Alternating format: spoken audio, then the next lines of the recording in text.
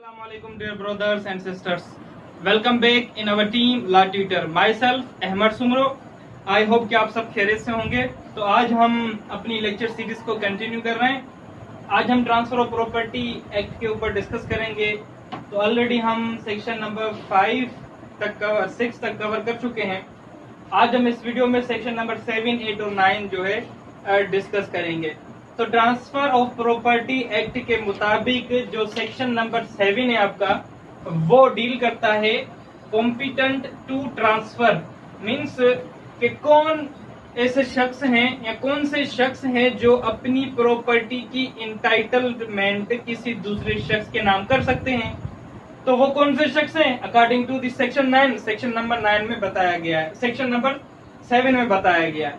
तो इस सेक्शन को स्टार्ट करने से पहले मैं आपको एक चीज बताऊंगा कि अगर आपने कॉन्ट्रैक्ट एक्ट पढ़ा हुआ है तो कॉन्ट्रैक्ट एक्ट का सेक्शन नंबर 11 डील करता है कॉम्पिटेंट टू कॉन्ट्रैक्ट। तो उसमें वो शख्स बताए गए हैं जो कॉन्ट्रैक्ट के लिए एबल होते हैं। तो ट्रांसफर ऑफ प्रॉपर्टी एक्ट के सेक्शन नंबर 4 के मुताबिक जहां कहीं भी आपका कॉन्ट्रैक्ट एक्ट एप्लीकेबल होगा ट्रांसफर ऑफ प्रॉपर्टी एक्ट में, तो वहां पर हम कॉन्ट्रैक्ट एक्ट एप्लीकेबल करेंगे। तो सेक्शन नंबर 7 के साथ साथ आपका सेक्शन नंबर 11 भी एप्लीकेबल होता है कॉन्ट्रैक्ट एक्ट का। ठीक है, तो सेक्शन नंबर 11 कॉन्ट्रैक्ट एक्ट का ये बता रहा है कि वो कौन से शख्स हैं जो कॉन्ट्रैक्ट कर सकते हैं। तो अकॉर्डिंग टू सेक्शन नंबर 7 तो ये वो शख्स हैं, मीन्स के वो शख्स जो अपनी प्रॉपर्टी की इंटाइटलमेंट किसी दूसरे शख्स के नाम करना चाहते हैं, वो कैसे कर सकते हैं, वो कौन शख्स होते हैं। तो सबसे पहले हम आते हैं सेक्शन नंबर 11 में। सेक्शन नंबर 11 में क्या है? वो शख्स जो मेजर हो, वो शख्स जो मेजर हो वो अपनी प्रॉपर्टी ट्रांसफर कर सकता है। ठीक है, साउंड माइंड हो वो भी अपनी प्रॉपर्टी ट्रांसफर करेगा। और जो प्रॉपर्टी या जिस शख्स के साथ वो कॉन्ट्रैक्ट कर रहा है, जिस चीज के ऊपर कॉन्ट्रैक्ट हो रहा है, तो वो ऑब्जेक्ट क्या हो? लॉफुल हो, ऑब्जेक्ट लॉफुल हो, और कंसीडरेशन क्या हो? वैलिड हो या लॉफुल कंसीडरेशन हो। तो ये चीजें आपकी सेक्शन नंबर 11 में बताई गई है। तो ट्रांसफर ऑफ प्रॉपर्टी एक्ट के मुताबिक भी आप जो भी प्रॉपर्टी ट्रांसफर कर रहे हैं या जो शख्स प्रॉपर्टी ट्रांसफर कर रहा है वो मेजर होना चाहिए, साउंड माइंड होना चाहिए, और जो प्रॉपर्टी आप एक शख्स से दूसरे शख्स के नाम पर कर रहे हैं वो ऑब्जेक्ट जो है लॉफुल होना चाहिए, और उसकी कंसीडरेशन भी वैलिड होनी चाहिए मेंस प्रॉफिट के हिसाब से। तो according to this section number 7 के property must be transferable, means कि जो प्रॉपर्टी आप ट्रांसफर कर रहे हैं वो ट्रांसफरेबल हो। ऐसे नहीं कि आपकी जो प्रॉपर्टी आप ट्रांसफर कर रहे हैं वो सेक्शन नंबर 6 के जिम्मे में आए। सेक्शन नंबर 6 में कुछ ऐसी प्रॉपर्टी बताई गई है जो नॉन ट्रांसफरेबल है, वो प्रॉपर्टी ट्रांसफर नहीं हो सकती। तो उस प्रॉपर्टी को छोड़कर जो भी प्रॉपर्टी है वो आपकी ट्रांसफर होगी। तो सबसे पहले वैलिड जो कंडीशन है ट्रांसफर की वो आपकी ये है, प्रॉपर्टी मस्ट बी ट्रांसफरेबल। जो भी आप प्रॉपर्टी ट्रांसफर कर रहे हैं according to the transfer of property act वो ट्रांसफरेबल हो। नंबर 2 है transferor must be competent, means जो शख्स अपनी प्रॉपर्टी की इंटाइटलमेंट ट्रांसफर कर रहा है वो कॉम्पिटेंट होना चाहिए, मीन्स के मेजर होना चाहिए, साउंड माइंड होना चाहिए, 18 ईयर उसकी एज होनी चाहिए, और वो प्रॉपर्टी जो वो ट्रांसफर कर रहा है इस शख्स के पास उस प्रॉपर्टी का एब्सोल्यूट राइट हो, या इंटरेस्ट हो, मीन्स के उस शख्स के पास full and full right of enjoyment हो, राइट ऑफ पोजीशन हो, राइट ऑफ एंटाइटलमेंट उसके पास हो। तो वही शख्स जो है अपनी प्रॉपर्टी एक शख्स से दूसरे शख्स के नाम कर सकता है। तो जो भी प्रॉपर्टी को सेल कर रहा है, ट्रांसफरर मीन्स के सेलर, जो प्रॉपर्टी को सेल कर रहा है तो वो कॉम्पिटेंट होना चाहिए। नंबर 3 पर है कि ट्रांसफरी मस्ट बी कॉम्पिटेंट। वो शख्स जो प्रॉपर्टी को परचेज कर रहा है, प्रॉपर्टी को खरीद रहा है, तो वो शख्स भी क्या है? कॉम्पिटेंट होना चाहिए, मेजर होना चाहिए, साउंड माइंड होना चाहिए, उसको ये पता होना चाहिए कि मैं जो प्रॉपर्टी ले रहा हूँ वो इस नेचर की है और इस प्रॉपर्टी की जो मार्केट वैल्यू है वो इतनी है और इस प्रॉपर्टी का जो ओनर ये है और ये अपनी ओनरशिप मुझे ट्रांसफर कर रहा है ऑन सर्टेन कंसिडरेशन। ठीक है। नंबर 4 पर है transfer must be made in prescribed manner. आप जो भी प्रॉपर्टी ट्रांसफर करेंगे उसका अकॉर्डिंग टू लॉ एक प्रिस्क्राइब्ड मैनर होता है, एक प्रिस्क्राइब्ड तरीका होता है। तो प्रिस्क्राइब्ड तरीका क्या है? सबसे पहले एंटाइटलमेंट के ऊपर एग्जीक्यूशन होगी, अमल होगा। उसके बाद उस जो भी डॉक्यूमेंट्स होके उसको अटेस्टेशन करवानी पड़ेगी बाय नोटरी पब्लिक, और लास्ट में जो होता है वो रजिस्ट्रार के पास आप जाकर रजिस्टर करवाते हैं उस डॉक्यूमेंट्स को। ये क्या है? प्रिस्क्राइब्ड एक तरीका है अकॉर्डिंग टू लॉ, उसी तरीके से आप अपनी प्रॉपर्टी को रजिस्टर्ड करवाएंगे। तो ये था आपका कॉन्सेप्ट सेक्शन नंबर 7 कि कौन शख्स आपकी प्रॉपर्टी ट्रांसफर कर सकता है। तो ये वो शख्स हैं, ये वो वैलिड कंडीशंस हैं या ये वो पर्सन से जो अपनी प्रॉपर्टी की इंटाइटलमेंट ट्रांसफर कर सकते हैं according to the section number 7।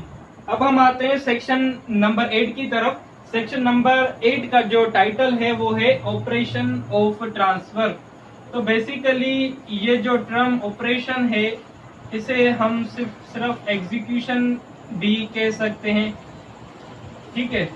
तो ऑपरेशन ऑफ ट्रांसफर या आप कहें कि ट्रांसफर का अमल कैसे होता है, प्रॉपर्टी ट्रांसफर कैसे होती है।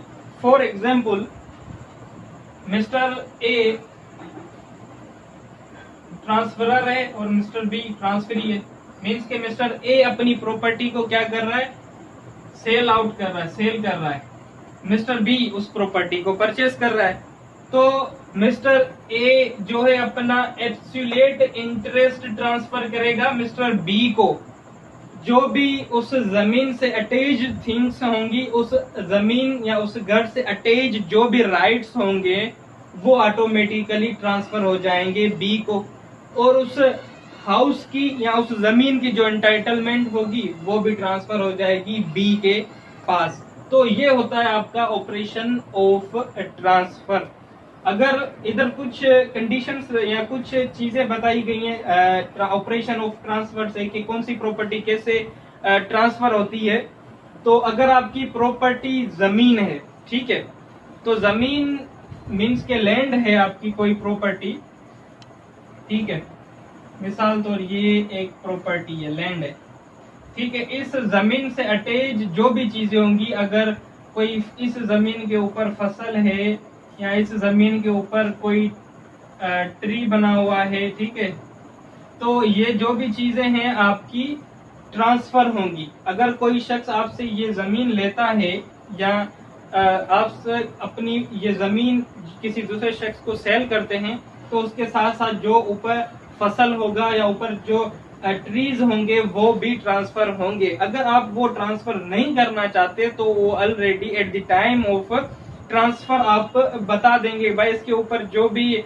चीजें ग्रो हुई हैं वो मेरी, वो मैं लूंगा, बकाया जो भी जमीन होगी वो आपकी होगी। अगर आप ऐसी कोई भी कंडीशन नहीं रखते तो उस जमीन के ऊपर या उस जमीन से अटैच्ड जो भी चीजें होंगी वो ट्रांसफर हो जाएंगी मिस्टर बी को। तो इसके अलावा अगर ये जमीन आपने किसी को ऐसे रेंट पर दी हुई है या लीज पर दी हुई है, तो ट्रांसफर होने के बाद उस लैंड का जो भी रेंट होगा, जो भी प्रॉफिट होगा, वो सब का सब उस ओनर को ट्रांसफर किया जाएगा या उस ओनर को मिलेगा जिसके नाम पर वो प्रॉपर्टी की गई है। जो भी इसका एब्सोल्यूट राइट होगा, right of enjoyment, right of position, जो भी राइट ऑफ ईजमेंट, वो सब का सब ट्रांसफर हो जाता है। ठीक है, तो ट्रांसफर हो गया तो उससे मुतालिक जो भी रेंट अराइज होगा, जो भी प्रॉफिट अराइज होगा, वो मिस्टर बी ही लेगा। अगर आपकी जमीन मशीनरी है, तो मशीनरी अगर अटैच टू द अर्थ है, आपकी अटैच टू द अर्थ है, तो अटैच टू द अर्थ है मशीनरी के जो भी मूवेबल पार्ट्स होंगे वो भी ट्रांसफरेबल होंगे। क्या होंगे? ट्रांसफरेबल होंगे।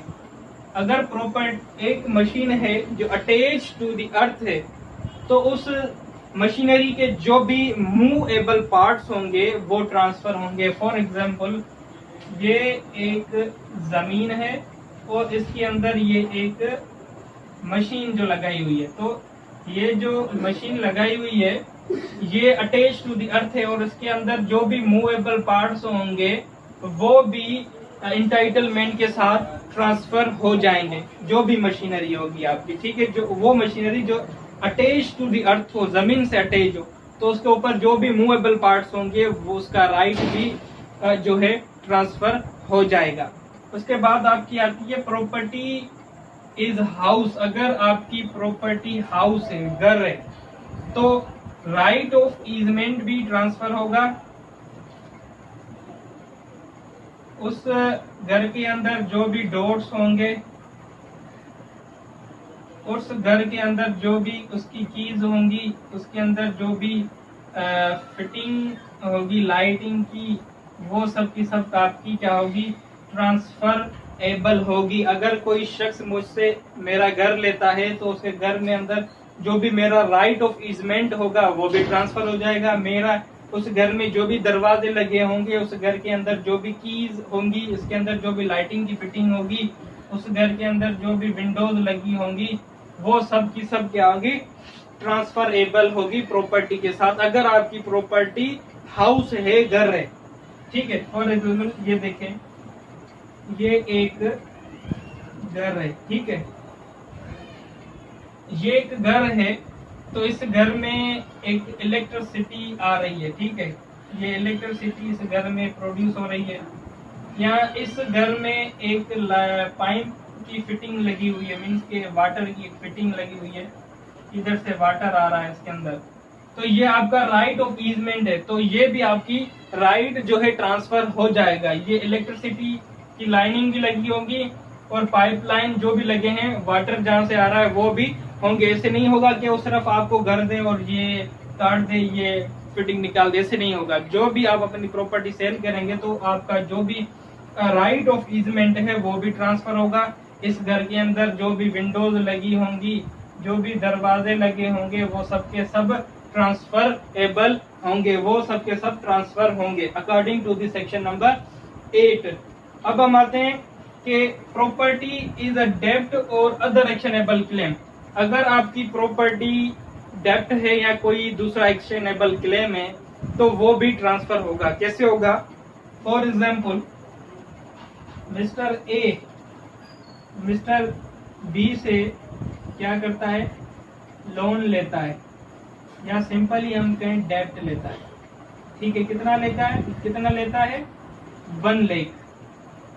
मिस्टर ए मिस्टर बी से डेब्ट लेता है 1 लाख, तो मिस्टर बी डेब्ट के एवज में क्या, एक सिक्योरिटी देता है। सिक्योरिटी मीन्स के डॉक्यूमेंट्स देता है अपनी प्रॉपर्टी के, या कोई और सिक्योरिटी देता है कि इन केस ऑफ डिफॉल्ट आप अपने पैसे इन सिक्योरिटी से रिकवर कर सकते हैं। तो मिस्टर ए को जो है वो दे देता है। तो कुछ अर्सा गुजरने के बाद मिस्टर बी को जो है 1 लाख की नीड पड़ती है, तो वो मिस्टर ए मिस्टर सी से क्या है, लोन लेता है, ठीक है। मिस्टर बी को 1 लाख की नीड पड़ी, तो मिस्टर बी ने मिस्टर सी से 1 लाख का लोन ले लिया। तो मिस्टर सी को जो है मिस्टर ए की जो भी सिक्योरिटी होगी वो ट्रांसफर करेगा और ये डेब्ट भी यहाँ पर ट्रांसफर हो जाएगा। यहाँ से जो है ये क्या है, आपका जो प्रॉपर्टी एज अ डेब्ट और एक्शनेबल क्लेम, डेब्ट आपका ये है और एक्शनेबल क्लेम आपकी सिक्योरिटी है, वो भी ऑटोमेटिकली पैसों के साथ, डेब्ट के साथ वो भी ट्रांसफर हो जाएगी, ठीक है। उसके बाद प्रॉपर्टी इज अ मनी और इनकम। तो इसका सिंपल ये कॉन्सेप्ट है, अगर आप किसी भी शख्स से पैसे लेते हैं या आपकी जो भी इनकम है, तो उन इनकम से रिलेटेड जो भी इंटरेस्ट रेट होगा वो भी ट्रांसफर होगा। फॉर एग्जांपल मैंने किसी से पैसे लिए हैं 50,000 रुपए और उसके ऊपर जो है 5,000 रुपए इंटरेस्ट रेट है, तो कोई शख्स आकर कहता है भाई मुझे पैसे की नीड है, तो मैं उसको 50,000 वो दे देता हूँ और उसको मैं कहता हूँ कि भाई इसके ऊपर 5,000 रुपए इंटरेस्ट रेट है जो आपको पे करना होगा। तो मैंने वो क्या वो प्रॉपर्टी या मेरे पैसे दूसरे शख्स को ट्रांसफर किए, तो उसके साथ उस प्रॉपर्टी से रिलेटेड जो भी इंटरेस्ट रेट था, जो भी इंटरेस्ट थे, वो ट्रांसफर हो गए according to the section number 8। तो ये था कॉन्सेप्ट सेक्शन नंबर 8 का, ऑपरेशन ऑफ ट्रांसफर के ट्रांसफर कैसे होती है प्रॉपर्टी। उसके बाद लास्ट जो है हमारा सेक्शन नंबर 9 है। तो सेक्शन नंबर 9 आपका सिर्फ और सिर्फ ये डिफाइन करता है ओरल ट्रांसफर। तो आप अपनी प्रॉपर्टी ओरली ट्रांसफर भी कर सकते हैं अगर आप इन रिटर्न प्रॉपर्टी ट्रांसफर नहीं करना चाह रहे। अगर आपने बाय वर्ड्स कह दिया कि भाई ये मेरी प्रॉपर्टी मैं आपको दे देता हूं, तो ओरल के लिए विटनेसेस की रिक्वायरमेंट होती है। उस विटनेसेस के सामने आप ओरली अपनी प्रॉपर्टी ट्रांसफर कर सकते हैं, बट ये प्रोसेस कम इस्तेमाल किया जाता है। अगर ओरली प्रॉपर्टी ट्रांसफर हो भी जाती है, बट आगे चलकर फिर उसको इन रिटर्न फॉर्म में लिखा जाता है। तो सेक्शन नंबर 9 के मुताबिक आप ओरली अपनी प्रॉपर्टी जो है ट्रांसफर कर सकते हैं। तो बेसिकली ये था हमारा सेक्शन नंबर 7, 8 और 9। तो ये थी हमारी आज की वीडियो। आई होप तो आपको पसंद आई होगी। अगर आपको हमारी वीडियो पसंद आई है तो हमारे चैनल को सब्सक्राइब करें, लाइक करें और कमेंट करना ना भूलें।